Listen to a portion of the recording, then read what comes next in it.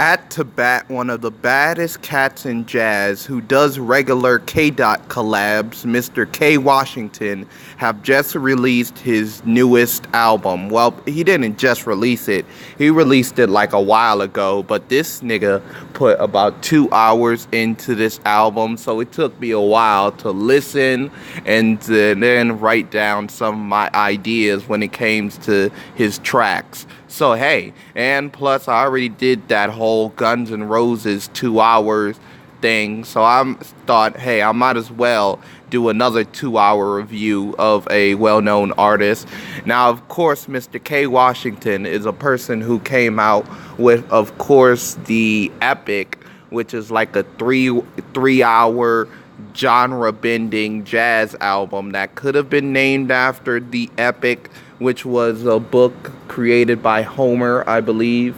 But yes, out of this, he have gained a little bit of fame because he did a collaboration with Kendrick, and he's one of the leaders of the new schools of jazz instrumentalists. So yeah, so we're coming into this album, and it's a 2 disc, which starts out with The Earth, which I would say should have been called The Heavens because it is more groundbreaking, and it really reached for the skies, especially with a song like A Fistful of Fury, which is a reference to a Bruce Lee movie that was very acclaimed and very nice. Which one of the most kick-ass female vocals. There are a lot of female vocals on here, but not enough to be satisfied for me. And also, it kind of sounds like it's inspired by Beethoven's Fifth Symphony. If you don't know classical music, that's the one that goes dun dun dun dun dun dun dun dun. It sounds a little bit like that, a little bit inspired, Beethoven inspired, but hey, that's just me. Now, this album with the first track presents a very regrettable thing about this whole album. I wish there was more female vocals. The sensual vocals really make the tracks on here like very much worth it. You have some vocals, then you have the instrumental, and then you have the vocals coming back in.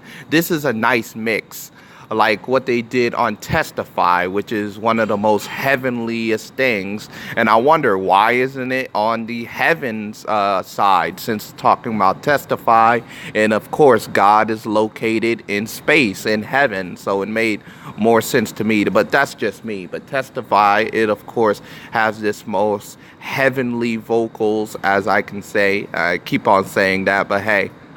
And it's one of the most primal cases that presents on this album, because the album feels like more of an opera than a just singly led album. Like, I really wish we had more focus on one singer instead of just this little background of just multiple singers doing their own particular thing, like a quartet.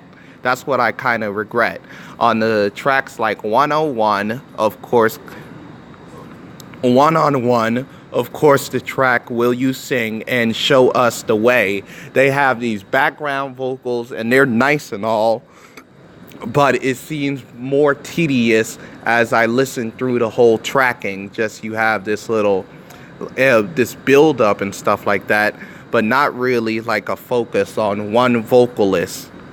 But about the instrumentals, the one thing I can commend is the bass. Like tracks like the 6th track off Heaven was pretty nice. Street Fighters just have this booming bass. And when I listen to this, all this with the bass, with the drums, it kind of make me want to bust a rap over them, to tell you the truth. The 2nd track off Heaven, I'm not even going to butcher the name.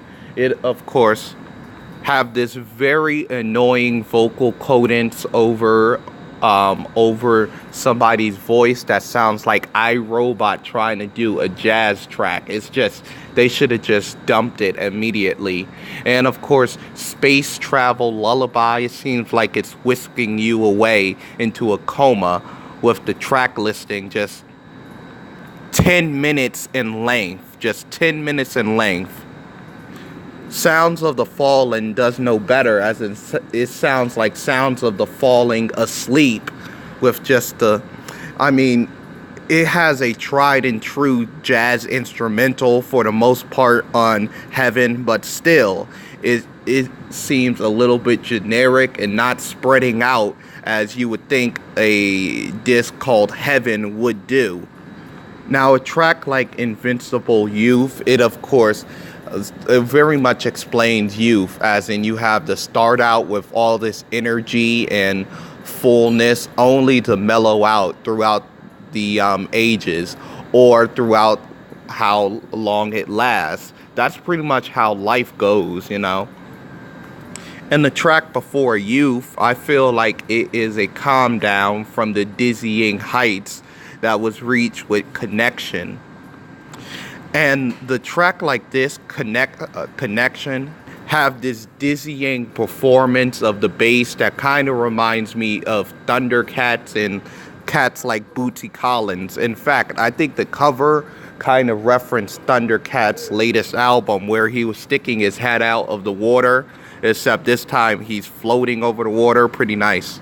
On the track Tones, I love how the horns so tightly connect to the drums and also the piano. I like how it's just like a mocking little melody that the horns does. It really makes the track stand out and really makes it sound great.